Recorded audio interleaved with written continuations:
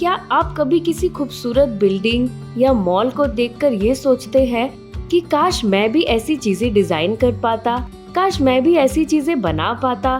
अगर आपकी ख्वाहिश है कि आप बिल्डिंग्स और मॉल्स जैसी नायाब चीजें डिजाइन करें, तो आपको आर्किटेक्ट के करियर के बारे में जरूर जानना चाहिए। तो चलते हैं एलोहो मोरा की करियरशाला में। आर्किटेक्ट के करियर के बारे में बताने के लिए हमारे साथ है साक्षी दीदी, जो कि कुछ सालों से एक आर्किटेक्ट है और अभी उन लोगों के लिए घर बनाती है जिनका घर किसी बाढ़ या कोई नेचुरल डिजास्टर से उजड़ गया है। मेरे प्रोफेसर ने गाइड किया था कि आर्किटेक्चर भी एक फील्ड है, it will be very good. तो इस तरह से मुझे आर्किटेक्चर के बारे में पता चला और जब मैंने उसके बारे में और रिसर्च किया और पढ़ा तो मुझे लगा कि हाँ, ये एक चीज़ है जो मैं कर सकती हूँ। जब मेरे को आर्किटेक्ट बनना था, by the time I realised, लोगों ने मेरे घर वालों को एंड मेरे पेरेंट्स को बोला, अरे लड़की को आर्किटेक्चर मत कराओ, लड़की को आर्किटेक्चर कराओगे काली हो जाएगी धूप में खड़े रहकर।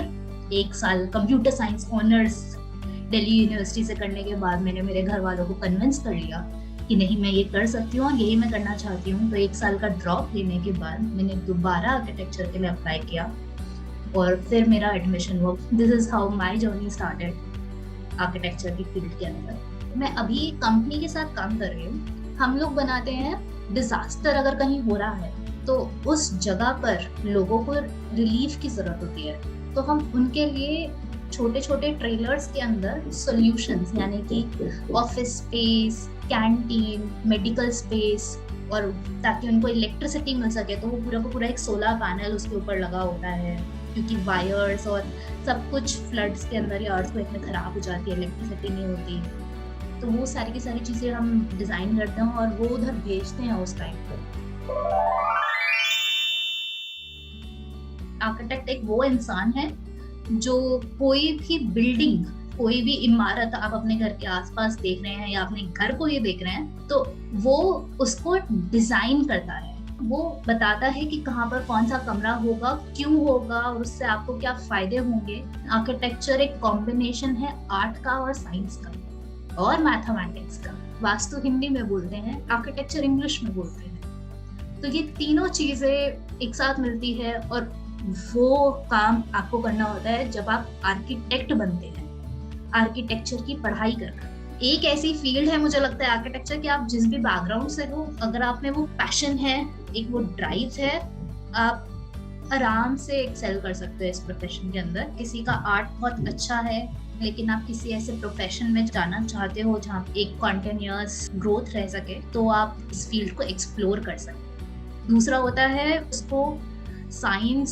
साइड के अंदर इंटरेस्ट है, साइकोलॉजिकल एस्पेक्ट से, कि एक स्पेस को डिजाइन करके वो कोई जिंदगी में इम्पैक्ट डाल सके दूसरों के, वो इंसान भी, वो बच्चा भी इस फील्ड को एक्सप्लोर कर सकता है।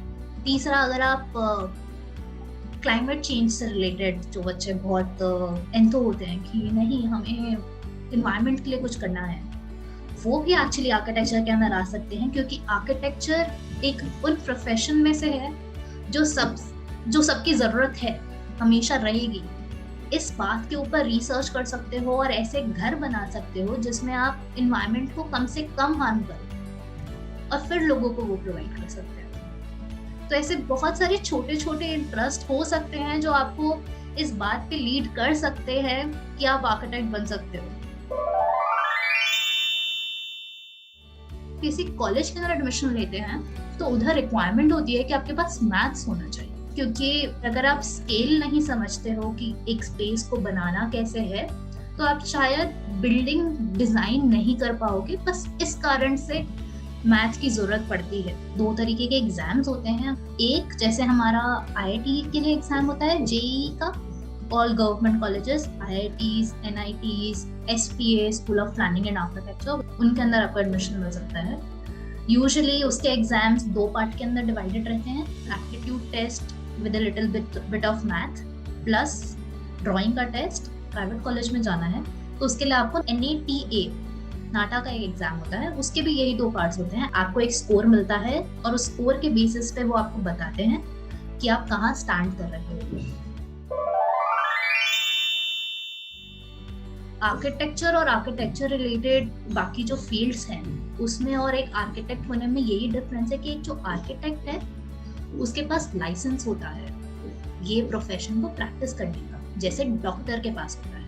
क्योंकि एक बिल्डिंग के अंदर किसी इंसान को 20 से 25, उससे भी ज्यादा इंसान 50 साल तक आप बोल रहे हो कि वो रहेगा, तो आपने कोई ऐसी बिल्डिंग बनाई होनी चाहिए जो 50 साल तक ठीक से खड़ी रहे, इवन इन कैलामिटीज, जैसे अर्थक्वेक आते हैं या कहीं पे फ्लड्स आते हैं, उसके अंदर भी कायदे से शेल्टर का काम करे, मतलब आपको रक्षा करे, आपको प्रोटेक्ट करे बाहर के वेदर से, क्लाइमेट से। तो वो सारी चीजें जब और टेक्निकलिटीज आ जाती है, तब आपको वो एक आर्किटेक्ट होने का लाइसेंस दिया जाता है और आप तब एक आर्किटेक्ट होते हैं।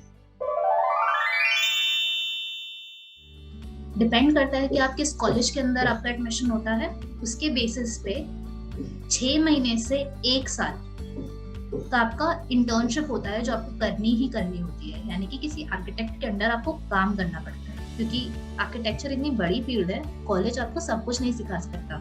कॉलेज आपको सॉफ्टवेयर सिखाएगा, कॉलेज आपको टच बेस कर देगा हर एक चीज पे कि देखो ये सब कुछ है। तो आप इंटर्नशिप अगर आपको मिल रही है तो आप ले सकते हो।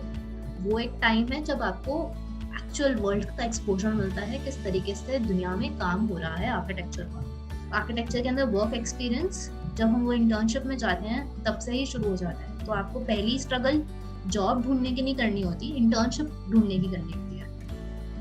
अक्सर अगर आप इंटर्नशिप में अपना बहुत अच्छा काम करते हो तो वो कंपनी ही आपको कहती है आप बेटा यहीं पर ही नौकरी कर लो। और बहुत सारी जगहों पर इंटर्नशिप के अंदर स्टाइपेंड नहीं मिलता। मैक्सिमम जो मैंने आज तक देखा है इंटर्नशिप में स्टाइपेंड मिलते हुए वो 15 से 20K है, विच इज गुड।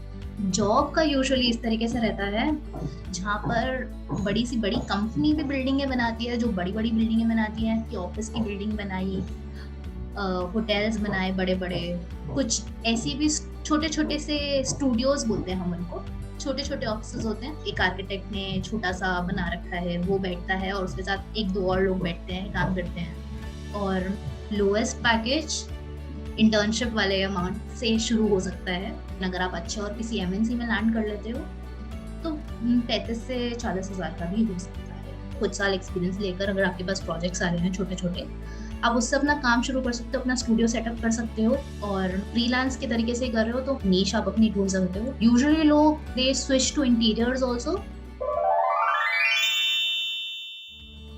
आपके माइंड पर और आपकी बॉडी पर, आप जहाँ रहते हो उसका बहुत इम्पैक्ट होता है।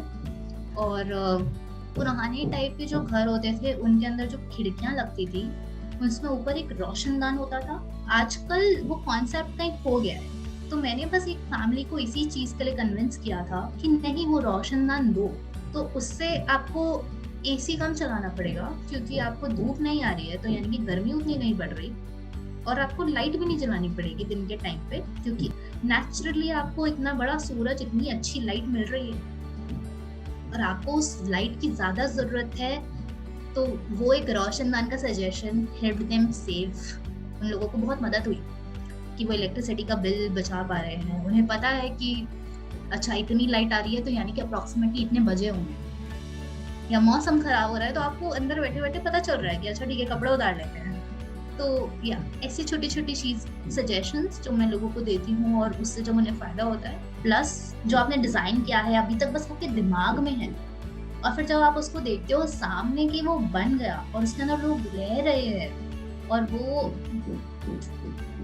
उनको बहुत ही मदद कर पाया आप किसी की, दैट फीलिंग इज ग्रेट। ऐसे और करियर्स के बारे में जानने के लिए एल्होमोरा एजुकेशन करियरशाला के चैनल को लाइक, शेयर और सब्सक्राइब करें। आप careershalla.co पर और भी ढेर सारे करियर्स के बारे में जान सकते हैं और देख सकते हैं कि आपके लिए कौन सा बेस्ट रहेगा।